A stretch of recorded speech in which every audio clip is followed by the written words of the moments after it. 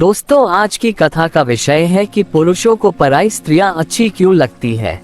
दोस्तों, आप इस कथा को पूर्ण सुनिएगा क्योंकि अधूरा ज्ञान विनाशकारी होता है। एक बार भगवान विष्णु और देवी लक्ष्मी वैकुंठ में बैठे हुए थे। चारों ओर प्रकृति की सुंदरता बिखरी हुई थी। माता लक्ष्मी को एक प्रश्न बहुत दिनों से परेशान कर रहा था। उन्होंने भगवान विष्णु से कहा, स्वामी, आप जगत के पालनकर्ता हैं और सब कुछ जानते हैं। एक बात समझ नहीं आती कि कई पुरुष अपनी पत्नी के प्रति समर्पित होने के बावजूद पराई स्त्रियों की ओर आकर्षित क्यों होते हैं। उन्हें क्यों लगता है कि पराई स्त्री अधिक सुंदर या अच्छी है।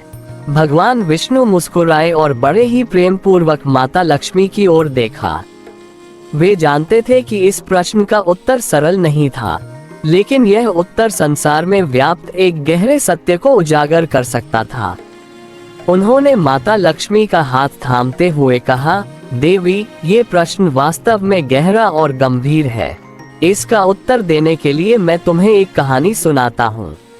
इस कहानी के माध्यम से तुम्हें ये समझ में आएगा कि मनुष्य की सोच और उसके कर्म कैसे उसे पतन की ओर ले जाते हैं। माता लक्ष्मी उत्सुकता से भगवान विष्णु की बात सुनने के लिए तैयार हो गईं। भगवान विष्णु ने अपनी दिव्य दृष्टि से एक कथा की रचना की, जो मनुष्य के स्वभाव और उसकी गलतियों को उजागर करती थी। भगवान विष्णु ने कहा, ये कहानी एक साधारण दंपत्ति राकेश और सुनैना की है। ये दोनों पति पत्नी अपने छोटे से घर में बड़े प्रेम से रहते थे। राकेश दिन रात मेहनत करता था, जबकि सुनैना अपने घर को संभालती थी। वे दोनों गरीबी में भी खुश रहते थे, क्योंकि उनके दिलों में एक दूसरे के लिए बहुत प्रेम था। लेकिन फिर कुछ ऐसा हुआ जिसने राकेश के जीवन को पूरी तरह बदल दिया। माता लक्ष्मी अब और भी ध्यान से भगवान विष्णु की कथा सुनने लगी। उन्होंने समझ लिया था कि इस कथा में केवल एक साधारण कहानी नहीं, बल्कि गहरे जीवन के सत्य छिपे हैं, जिन्हें जानकर वह अपने प्रश्न का उत्तर पा सकेंगी। भगवान विष्णु ने माता लक्ष्मी को कथा सुनाते हुए आगे कहा, राकेश और सुनैना का जीवन बहुत ही सरल और सुकून भरा था। सुनैना एक स्नेहमयी पत्नी थी, जो अपने पति का पूरा ध्यान रखती थी। वो छोटी छोटी बातों में खुशी ढूंढती और अपने घर को स्वर्ग जैसा बनाए रखती। सुनैना अपने पति की मेहनत का पूरा सम्मान करती और उसके काम में उसका हाथ बटाती थी। वो राकेश के लिए अपने हाथों से स्वादिष्ट भोजन बनाती, जिसे खाते ही उसकी सारी थकान मिट जाती।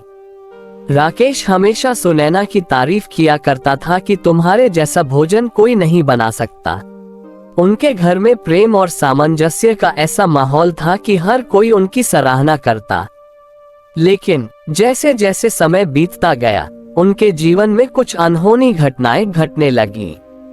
एक दिन राकेश के जीवन में एक नई महिला का आगमन हुआ। उसका नाम मोनिका था। मोनिका सुंदर और चंचल स्वभाव की थी और उसकी बातों में एक अजीब सा आकर्षण था। राकेश को उसकी ओर खिंचाव महसूस हुआ, लेकिन वह इस खिंचाव के कारणों को समझ नहीं पा रहा था। मोनिका की मुस्कान और उसकी बातें धीरे धीरे राकेश के दिल और दिमाग पर छाने लगी। माता लक्ष्मी ने ध्यानपूर्वक भगवान विष्णु की कथा को सुना और समझने लगी कि यह कहानी केवल राकेश और सुनैना की नहीं थी, बल्कि यह उस भ्रम की भी कहानी थी, जो मनुष्य को उसके सही मार्ग से भटका सकती है। भगवान विष्णु ने देखा कि माता लक्ष्मी अब और भी उत्सुक हो गई थी, तो उन्होंने कथा को आगे बढ़ाया और कहा, अब देखो देवी, कैसे मोनिका का आगमन राकेश के जीवन में उथल पुथल मचा देता है और कैसे उसका सुखी जीवन धीरे धीरे दुखों में बदलने लगता है। भगवान विष्णु ने माता लक्ष्मी को कथा सुनाते हुए आगे कहा, मोनिका का आगमन राकेश और सुनैना के जीवन में एक तूफान की तरह था। मोनिका गांव की एक नई महिला थी। मोनिका बहुत सुंदर और आकर्षक थी और उसकी बातों में एक अजीब सा सम्मोहन था। वो जहां भी जाती, लोग उसकी ओर आकर्षित हो जाते थे। लेकिन मोनिका के दिल में छिपी चालाकी और स्वार्थ को कोई नहीं समझ पाता था। एक दिन राकेश गांव के बाजार में कुछ सामान खरीदने गया। वहीं उसकी पहली मुलाकात मोनिका से हुई। मोनिका ने राकेश से बड़ी मधुरता से बात की और उसकी बातों ने राकेश के दिल में एक नई हलचल पैदा कर दी। मोनिका की हंसी और उसकी आंखों की चमक ने राकेश के मन को विचलित कर दिया। वो सोचने लगा कि मोनिका में कुछ खास है, जो उसे सुनैना में कभी महसूस नहीं हुआ था। धीरे धीरे राकेश का मोनिका के प्रति आकर्षण बढ़ने लगा। वो किसी न किसी बहाने मोनिका से मिलने की कोशिश करने लगा। राकेश का ये बदलाव सुनैना ने भी महसूस किया, लेकिन उसने इसे कोई बड़ी बात नहीं समझी। सुनैना राकेश पर पूरा विश्वास करती थी और उसके प्रति अपने प्रेम में कोई कमी नहीं आने दी। मोनिका भी राकेश के इस आकर्षण को भली भांति समझ रही थी। वो जानती थी कि राकेश अब उसके वश में है। उसने अपनी चालें चलनी शुरू कर दी। मोनिका ने राकेश से मीठी मीठी बातें की और धीरे धीरे उसके दिल में ये बात बिठा दी कि वो सुनैना से बेहतर पत्नी बन सकती है और वो उसका साथ देकर उसकी जिंदगी बदल सकती है। राकेश, जो पहले सुनैना के प्रेम में अंधा था, अब मोनिका की बातों में फंसने लगा। उसका मन अब सुनैना से दूर होने लगा।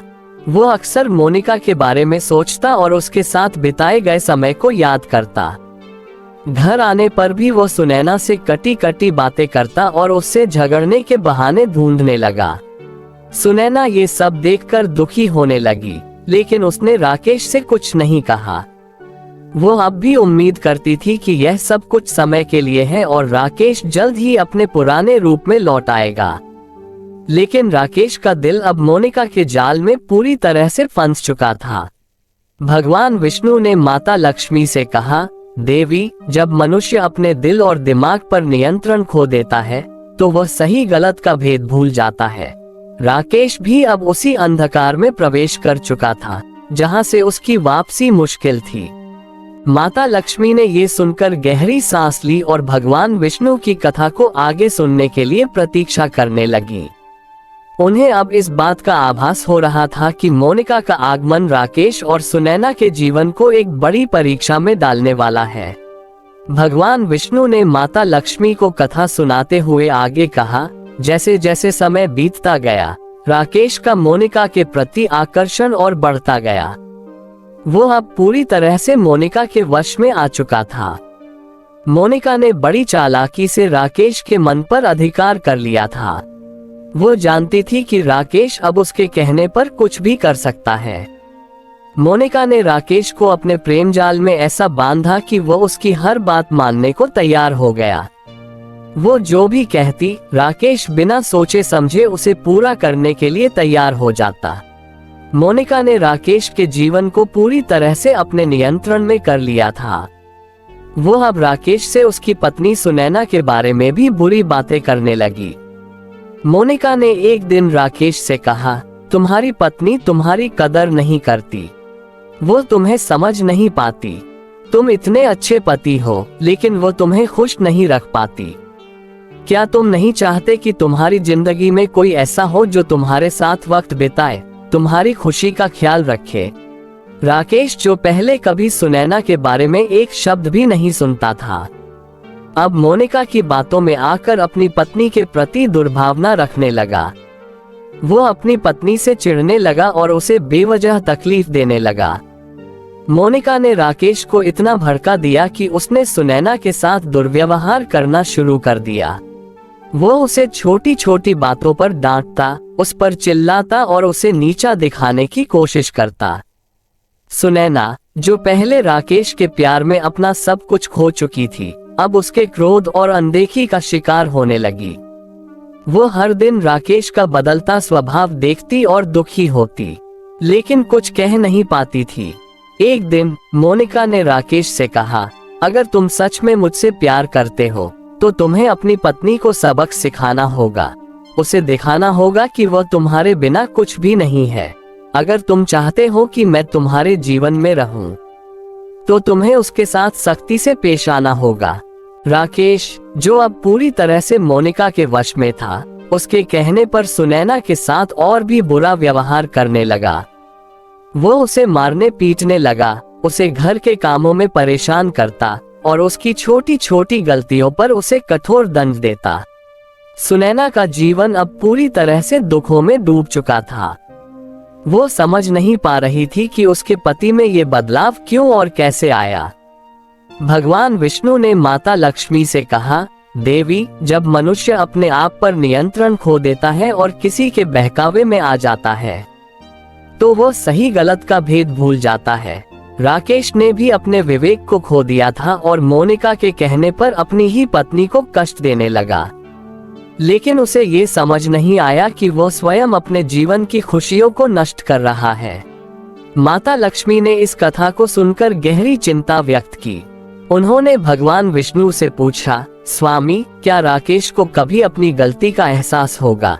क्या वह अपनी पत्नी के प्रति अपने कर्तव्यों को समझ पाएगा? भगवान विष्णु मुस्कुराए और कहा, देवी, सत्य और न्याय कभी भी स्थायी रूप से नहीं छिप सकते। जो बीज हम बोते हैं उसका फल हमें अवश्य ही मिलता है। राकेश की कहानी में भी ऐसा ही कुछ होने वाला है। भगवान विष्णु ने कथा को आगे बढ़ाते हुए कहा, राकेश का अत्याचार अब सुनैना के लिए असहनीय हो गया था। पहले वह ये सोचकर सब सहन कर रही थी कि यह समय भी बीत जाएगा और राकेश एक दिन अपनी गलतियों का एहसास करेगा, लेकिन जब उसकी उम्मीदें टूटने लगी तो उसका दिल भर गया। सुनैना ने देखा कि राकेश अब पूरी तरह से बदल चुका है। वो अब वही इंसान नहीं था जो कभी उसके प्रेम और सम्मान का प्रतीक हुआ करता था। मोनिका के बहकावे में आकर राकेश ने उसे इतनी बार अपमानित किया, इतना कष्ट दिया कि उसकी आत्मा भी घायल हो गई। एक दिन जब राकेश ने मोनिका के कहने पर सुनैना को फिर से मारा और उसे घर से बाहर जाने की धमकी दी, तो सुनैना का दिल गहरे दुख और क्रोध से भर गया। सुनैना ने उस रात बहुत रोते हुए भगवान को याद किया। उसने अपने पूरे जीवन में कभी किसी का बुरा नहीं चाहा था, लेकिन अब उसके सहने की शक्ति खत्म हो गई थी। उसके आंसुओं में एक दर्द और एक आक्रोश था जो अब बाहर निकलने को बेताब था। उसने अपने हाथ जोड़कर भगवान से प्रार्थना की और कहा, हे भगवान, मैंने अपने पति को हमेशा सम्मान दिया, उसे प्रेम किया और उसकी हर खुशी के लिए अपनी खुशियों को त्याग दिया, लेकिन आज वही व्यक्ति मुझे अपमानित कर रहा है, मेरे साथ बुरा बर्ताव कर रहा है। हे भगवान, अगर मैंने कभी किसी का बुरा नहीं सोचा तो आज आपसे न्याय की याचना करती हूँ। उस स्त्री मोनिका ने मेरे सुखी जीवन को बर्बाद कर दिया। वह अपने स्वार्थ के लिए मेरे घर को तोड़ रही है। भगवान, अगर आप न्यायकारी हैं तो उसे उसके पाप का फल अवश्य मिलना चाहिए। सुनैना के दिल से निकली इस प्रार्थना में इतना दर्द और आक्रोश था कि उसका प्रभाव तुरंत ही दिखने लगा। जिस समय सुनैना ने भगवान से यह प्रार्थना की, उसी समय मोनिका के घर में अजीब घटनाएं घटने लगी। उसका पुत्र, जो उसकी दुनिया का सबसे बड़ा सुख था, अचानक बीमार हो गया। कोई दवा, कोई उपचार काम नहीं आया। उसकी हालत दिन प्रतिदिन बिगड़ती चली गई। मोनिका, जो अब तक अपने सौंदर्य और चालाकी पर गर्व करती थी, अब अपने पुत्र की हालत से बहुत दुखी हो गई। उसने बहुत उपाय किए, लेकिन उसके पुत्र की जान नहीं बच पाए। मोनिका के पुत्र की मृत्यु ने उसे तोड़कर रख दिया। वो समझ नहीं पा रही थी कि यह सब क्यों हो रहा है। भगवान विष्णु ने माता लक्ष्मी से कहा, देवी, सुनैना के दिल से निकली वो बद्दुआ व्यर्थ नहीं गई। मोनिका ने अपने स्वार्थ के कारण एक निर्दोष और समर्पित महिला के जीवन को बर्बाद करने का प्रयास किया था और उसे उसका फल मिलना ही था। सुनैना ने कभी किसी का बुरा नहीं चाहा, लेकिन जब उसकी सहनशक्ति की सीमा पार हो गई तो उसका क्रोध भी न्याय का कारण बन गया। माता लक्ष्मी ने गहरी सांस ली और भगवान विष्णु से पूछा, स्वामी, मोनिका का पुत्र तो निर्दोष था। उसकी मृत्यु से मोनिका का दिल टूट गया होगा। क्या उसे अब भी अपनी गलतियों का एहसास होगा? भगवान विष्णु ने गंभीरता से कहा, देवी, कभी कभी जीवन हमें कठिन तरीके से सिखाता है कि हमारे कर्मों का प्रभाव केवल हमारे तक सीमित नहीं रहता। मोनिका ने जो किया उसका परिणाम उसे भुगतना पड़ा, लेकिन ये कहानी अभी समाप्त नहीं हुई है। मोनिका और राकेश के जीवन में अब और भी बदलाव आने वाले हैं। भगवान विष्णु ने कथा को आगे बढ़ाते हुए कहा, मोनिका के पुत्र की मृत्यु ने उसके जीवन को पूरी तरह से बदल दिया। वो कभी भी यह सोच भी नहीं सकती थी कि उसके साथ ऐसा कुछ होगा। उसके पुत्र के जाने के बाद मोनिका का हृदय टूट गया। वो दिन रात उसके खोने के दुख में डूबी रहती। उसका वही आकर्षक और चंचल स्वभाव अब कहीं खो गया था। वो अब पहले की तरह खुश नहीं रह पाती थी और उसका मन अशांत रहने लगा। मोनिका के जीवन में आए इस बदलाव का प्रभाव राकेश पर भी पड़ा। राकेश को भी इस बात का एहसास हो गया कि मोनिका अब पहले जैसी नहीं रही। वो पहले की तरह आकर्षक नहीं दिखती है। राकेश के मन में भी एक विचित्र अशांति घर करने लगी। उसे अपने निर्णयों पर पछतावा होने लगा, लेकिन वह अपने अहंकार के कारण इसे स्वीकार नहीं कर पा रहा था। एक दिन जब राकेश ने मोनिका को उसकी दुख की हालत में देखा, तो उसने उससे बात करने की कोशिश की, लेकिन मोनिका ने उसे ठंडे स्वर में जवाब दिया, राकेश, तुमने मेरे लिए अपनी पत्नी को दुख दिया, उसके साथ अन्याय किया, लेकिन देखो मेरे साथ क्या हुआ। मेरे पुत्र के जाने के बाद मैं अब कुछ भी महसूस नहीं करती। तुमने जो कुछ भी किया वो सब व्यर्थ हो गया। मुझे अब कुछ नहीं चाहिए। राकेश के लिए ये सुनना बेहद कठिन था। उसने सोचा था कि मोनिका के साथ वह खुश रह सकेगा, लेकिन अब वो समझ गया था कि उसने अपनी पत्नी सुनैना के साथ जो किया वो एक बड़ी भूल थी। उसने मोनिका के लिए अपने घर की शांति और सुख को खो दिया, और अब मोनिका भी उसे वह खुशी नहीं दे पा रही थी जिसकी उसने उम्मीद की थी। उसी रात राकेश ने मोनिका के साथ एक गंभीर निर्णय लिया। उसने मोनिका से कहा, मुझे लगता है कि हमने एक दूसरे के जीवन में सिर्फ दुख ही लाए हैं। मैं अब और इस तरह नहीं रह सकता। तुम्हारे कारण मैंने अपनी पत्नी को बहुत दुख दिया है और अब मेरा मन भी अशांत है। मुझे अपनी गलती का एहसास हो गया है। मोनिका, जो पहले ही अपने पुत्र के खोने के दुख से टूटी हुई थी, राकेश के इस निर्णय को सुनकर और भी निराश हो गई, लेकिन उसने कोई विरोध नहीं किया। वो समझ चुकी थी कि उसकी चालबाजियां अब किसी काम की नहीं रहीं। उसने राकेश को छोड़ दिया और उसकी जिंदगी से हमेशा के लिए चली गई। राकेश, जो पहले अपने स्वार्थ और लालच में अंधा हो गया था, अब पूरी तरह से अकेला और टूट चुका था। मोनिका के जाने के बाद उसके पास कुछ भी नहीं बचा था। उसने अपने घर की शांति खो दी, अपनी पत्नी की मोहब्बत खो दी, और अब उसका मन भी खोखला हो चुका था। लेकिन राकेश का दुख यहीं खत्म नहीं हुआ। उसकी आंखों की पट्टी अभी भी नहीं खुली थी। उसने सुनैना को भी घर से बाहर निकाल दिया। उसने सोचा कि मोनिका के चले जाने के बाद वह सुनैना के साथ फिर से अपने जीवन को सामान्य बना सकेगा, लेकिन उसके मन का भ्रम अब भी समाप्त नहीं हुआ था। उसने सुनैना को उसके प्रेम और समर्पण का बदला बहुत बुरी तरह चुकाया था। सुनैना, जो पहले ही अपने पति के दुर्व्यवहार से आहत थी, अब घर से बाहर निकाल दिए जाने के बाद बिल्कुल अकेली रह गई। वह अपने घर को, अपने पति को और अपने पुराने जीवन को पीछे छोड़कर चली गई। लेकिन वो कमजोर नहीं थी। उसने अपने जीवन में आए इस तूफान का सामना करने का निर्णय किया। भगवान विष्णु ने माता लक्ष्मी से कहा, देवी, राकेश ने अपने जीवन में जो बोया, अब उसे वही काटना पड़ेगा। उसने अपने स्वार्थ और भ्रम के कारण सुनैना के साथ जो अन्याय किया, उसका फल उसे अवश्य मिलेगा। लेकिन सुनैना की कहानी यहीं खत्म नहीं होती। उसने अपने जीवन की कठिनाइयों का सामना करने का निर्णय लिया है और वह अपने नए जीवन की शुरुआत करेगी। माता लक्ष्मी ने भगवान विष्णु की कथा को ध्यान से सुना और उन्हें एहसास हुआ कि यह कथा केवल मनुष्य के कर्मों का फल नहीं, बल्कि उसके आत्मबल और धैर्य का भी उदाहरण है। भगवान विष्णु ने माता लक्ष्मी से कहा, जैसे ही मोनिका ने राकेश की जिंदगी से विदा ली, राकेश के जीवन में एक अजीब सा अकेलापन आ गया। वह, जो कभी मोनिका के आकर्षण में खोया हुआ था, अब अकेलापन और पश्चाताप महसूस करने लगा। राकेश ने सोचा था कि मोनिका के साथ जीवन में नया आनंद मिलेगा, लेकिन उसने पाया हुआ भी खो दिया। उसने अपने ही पैरों पर कुल्हाड़ी मार ली थी। उसकी आंखों के सामने सुनैना के साथ बिताए गए वो सुखी दिन आने लगे। राकेश को अब एहसास होने लगा कि मोनिका के प्रति उसका आकर्षण महज एक भ्रम था। उसने एक ऐसी स्त्री के लिए अपने जीवन की सबसे कीमती चीज खो दी थी, जो केवल अपने स्वार्थ के लिए उसके साथ थी। मोनिका ने राकेश के दिल में प्रेम नहीं, बल्कि अपने फायदे का सौदा किया था।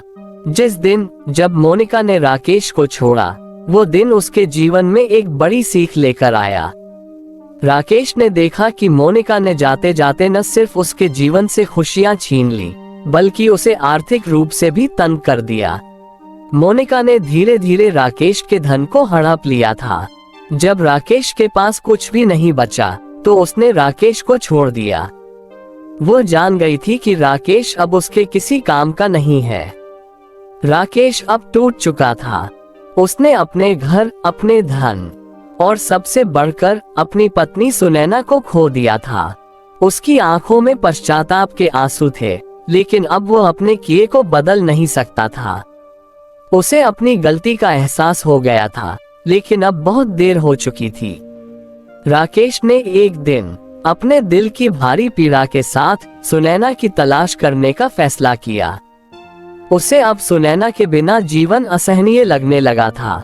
वो गांव गांव घूमता रहा, हर उस जगह गया जहां सुनैना जा सकती थी, लेकिन वो उसे कहीं नहीं मिली। राकेश की जिंदगी अब पूरी तरह से बिखर चुकी थी। उसे अपने किए पर गहरा पछतावा था, और उसे ये समझ नहीं आ रहा था कि उसने अपनी प्यारी पत्नी के साथ ऐसा क्यों किया। इस बीच सुनैना, जिसने घर छोड़ दिया था, सुनैना ने एक नए जीवन की शुरुआत की थी। वो अपने दर्द को भूलने की कोशिश कर रही थी और एक नई दिशा में कदम बढ़ा रही थी। वो जान गई थी कि अब उसे अपने दम पर खड़ा होना है। भगवान विष्णु ने माता लक्ष्मी से कहा, देवी, राकेश का ये पछतावा अब उसके जीवन का एक हिस्सा बन गया है। उसने अपने अज्ञान और मोह में अपनी पत्नी को खो दिया। लेकिन जीवन का यही सत्य है कि जब हम अपने कर्मों का परिणाम भुगतते हैं, तभी हमें अपने गलतियों का सही मूल्य समझ में आता है। माता लक्ष्मी ने भगवान विष्णु से पूछा, स्वामी, क्या राकेश अब कभी अपने जीवन में शांति पा सकेगा? क्या वो अपनी पत्नी से फिर कभी मिल सकेगा? भगवान विष्णु ने मुस्कुराते हुए कहा, देवी, राकेश को अपने कर्मों का फल भुगतना होगा, लेकिन सुनैना का जीवन अब एक नई दिशा में बढ़ रहा है। उसका संघर्ष और उसकी शक्ति उसे एक नया जीवन देगी। और जहां तक राकेश की बात है, वह भी अपने कर्मों से सीख लेगा, लेकिन उसके लिए ये यात्रा अभी लंबी है। भगवान विष्णु ने कथा को आगे बढ़ाते हुए कहा, सुनैना ने अपने जीवन में जो कुछ भी सहा, उसने उसे कमजोर नहीं, बल्कि और भी मजबूत बना दिया था। जब राकेश ने उसे घर से बाहर निकाल दिया, तो वो टूट गई थी, लेकिन उसने हार मानने के बजाय अपने पैरों पर खड़े होने का फैसला किया। उसने अपने पुराने दुखों को पीछे छोड़कर एक नई जिंदगी की शुरुआत की। सुनैना के पास न तो घर था और न ही धन, लेकिन उसके पास हिम्मत और मेहनत करने का जज्बा था। वो एक छोटे से गांव में रहने लगी और वहां उसने अपने खाने का छोटा सा व्यवसाय शुरू किया। सुनैना को खाना बनाना बहुत अच्छा आता था और उसने अपने इसी कौशल का उपयोग करके गांव में एक छोटी सी रसोई खोली, जहां वो लोगों के लिए स्वादिष्ट भोजन बनाकर बेचने लगी। शुरुआत में उसे बहुत संघर्ष करना पड़ा, लेकिन धीरे धीरे उसके बनाए खाने की महक और स्वाद की चर्चा चारों ओर फैलने लगी। गांव के लोग उसके भोजन के दीवाने हो गए। उसकी सरलता, ईमानदारी और स्वादिष्ट खाना लोगों को आकर्षित करने लगा। धीरे धीरे उसकी छोटी सी रसोई एक सफल व्यवसाय में बदल गई। कुछ ही समय में सुनैना ने अपने काम से इतनी सफलता हासिल की कि वह आर्थिक रूप से स्वतंत्र हो गई। उसने अपने दम पर अपनी मेहनत से एक अच्छा खासा धन इकट्ठा कर लिया। अब वह एक साधारण महिला से एक सफल नारी बन गई थी। उसके व्यवसाय की चर्चा सिर्फ गांव तक ही सीमित नहीं रही, बल्कि आसपास के कस्बों में भी फैल गई। सुनैना ने अपने व्यवसाय को और बढ़ाने के लिए नए नए विचारों पर काम किया। उसने अपने खाने में नई नई रेसिपी जोड़ी और उसकी रसोई अब एक बड़े भोजनालय में बदल गई। उसकी लगन और मेहनत का फल अब उसे मिल रहा था। जो लोग कभी उसे एक साधारण गृहिणी समझते थे, वे अब उसकी सफलता की कहानी सुनते हुए उसकी प्रशंसा करते थे। भगवान विष्णु ने माता लक्ष्मी से कहा, देखिए देवी, सुनैना ने अपने कठिन समय का सामना कैसे किया। उसने अपने जीवन में आए दुखों को अपनी ताकत बनाया और अपने पैरों पर खड़ी हो गई। उसकी यह सफलता इस बात का प्रमाण है कि सच्ची मेहनत और ईमानदारी से किया गया कार्य कभी व्यर्थ नहीं जाता। माता लक्ष्मी ने सुनैना की इस कहानी को सुनकर कहा, स्वामी, ये सत्य है कि जिसने जीवन में धैर्य और संयम के साथ कठिनाइयों का सामना किया, उसे सफलता अवश्य मिलती है। सुनैना ने अपनी कड़ी मेहनत से अपने जीवन को एक नई दिशा दी और यही उसकी सबसे बड़ी जीत है। भगवान विष्णु ने आगे कहा, लेकिन इस कहानी का अंत अभी बाकी है। राकेश, जो अब पछतावे और दुख में डूबा हुआ है, उसे अपनी गलतियों का पूरा एहसास होने वाला है और अब उसके जीवन में भी एक नया मोड़ आने वाला है। भगवान विष्णु ने कथा को आगे बढ़ाते हुए कहा, सुनैना की सफलता की चर्चा अब हर जगह होने लगी थी। उसका नाम एक सफल और आत्मनिर्भर महिला के रूप में लिया जाता था। लेकिन दूसरी तरफ राकेश का जीवन पूरी तरह से बिखर चुका था। मोनिका के धोखे और सुनैना के चले जाने के बाद वह अकेला और बेबस हो गया था। उसकी हालत दिन ब दिन खराब होती जा रही थी। राकेश को अब अपने जीवन की सबसे बड़ी गलती का एहसास हो चुका था। उसने एक स्वार्थी और लालची स्त्री के लिए अपनी पत्नी, जो उसे सच्चा प्रेम और सम्मान देती थी, को खो दिया था। अब उसे ये समझ में आ गया था कि उसकी असली खुशी सुनैना के साथ ही थी, लेकिन अब उसके पास कुछ भी नहीं बचा था। राकेश ने एक दिन भगवान से प्रार्थना की, हे भगवान, मैं जानता हूँ कि मैंने अपनी पत्नी के साथ बहुत अन्याय किया। मैंने उसके प्रेम और समर्पण का आदर नहीं किया और एक पराई स्त्री के मोह में पड़कर उसे दुखी किया। अब मैं अपनी गलतियों के लिए आपसे क्षमा मांगता हूँ। अगर हो सके तो मुझे एक और मौका दे, ताकि मैं अपनी गलतियों को सुधार सकूं। भगवान विष्णु, जो हमेशा अपने भक्तों के कर्मों पर नजर रखते हैं, राकेश की यह प्रार्थना सुनी। लेकिन उन्होंने फैसला किया कि राकेश को उसके कर्मों का दंड मिलना ही चाहिए। उन्होंने राकेश की प्रार्थना का उत्तर देने के लिए अपने दूत को भेजा। दूत ने राकेश से कहा, तुम्हारे कर्मों का फल तुम्हें अवश्य मिलेगा। भगवान विष्णु ने निर्णय लिया है कि तुम्हारे अगले जन्म में तुम्हें उन सभी दुखों का सामना करना होगा जो तुमने अपनी पत्नी सुनैना को दिए थे। ये तुम्हारे कर्मों का दंड है और इससे तुम नहीं बच सकते। राकेश, जो पहले ही अपने किए पर पछता रहा था, ये सुनकर और भी दुखी हो गया। उसे एहसास हो गया कि अब उसकी हर गलती का भुगतान उसे करना ही होगा। उसने अपने जीवन में जो कुछ भी किया, अब वो उसके सामने आ गया था। इस बीच सुनैना अपने नए जीवन में खुश थी। उसने राकेश को उसके गलतियों के लिए माफ कर दिया था, लेकिन उसके जीवन में अब उसकी कोई जगह नहीं थी। भगवान विष्णु ने ये देखा कि सुनैना ने अपने दिल में कोई भी बैर या क्रोध नहीं रखा और अपने जीवन को आगे बढ़ाने का निर्णय लिया।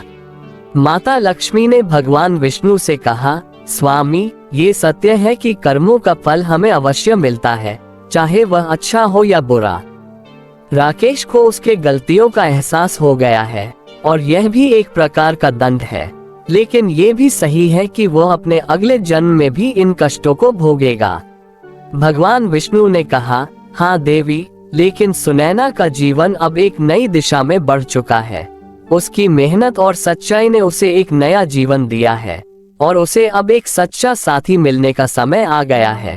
भगवान विष्णु ने कथा को आगे बढ़ाते हुए माता लक्ष्मी से कहा, सुनैना ने अपने जीवन में जो संघर्ष किया वो व्यर्थ नहीं गया। उसकी मेहनत, सच्चाई और समर्पण ने उसे एक नए जीवन का रास्ता दिखाया। अब वह आर्थिक रूप से स्वतंत्र थी और उसने अपनी जिंदगी में खुशी और संतोष पाया। लेकिन उसके जीवन में अभी भी एक खालीपन था, एक ऐसा स्थान जो केवल सच्चे प्रेम से ही भरा जा सकता था। भगवान विष्णु ने देखा कि सुनैना अब अपने जीवन में स्थिरता और सच्चा प्रेम पाने के योग्य हो गई है। उन्होंने तय किया कि अब समय आ गया है कि उसकी जिंदगी में एक नया साथी आए, जो उसे वही प्रेम और सम्मान दे सके जिसकी वह हकदार है। भगवान विष्णु ने विशाल नामक एक युवक को चुना, जो सुनैना की तरह ही एक सच्चा, मेहनती और ईमानदार व्यक्ति था। विशाल एक दयालु और सच्चे स्वभाव का व्यक्ति था। उसका हृदय शुद्ध था और वो हमेशा दूसरों की मदद करने के लिए तत्पर रहता था। एक दिन भगवान विष्णु की कृपा से विशाल की मुलाकात सुनैना से हुई। जब उसने सुनैना को पहली बार देखा तो उसकी सादगी, विनम्रता और उसकी मेहनत से प्रभावित हो गया। उसने सुनैना के बारे में लोगों से सुना था और वह उसकी सराहना करता था। कुछ समय बाद विशाल और सुनैना के बीच बातचीत होने लगी। विशाल ने उसकी कठिनाइयों के बारे में जाना और यह भी समझा कि उसने अपने जीवन में कितना संघर्ष किया है। सुनैना को भी विशाल का सच्चापन और उसकी दयालुता पसंद आए।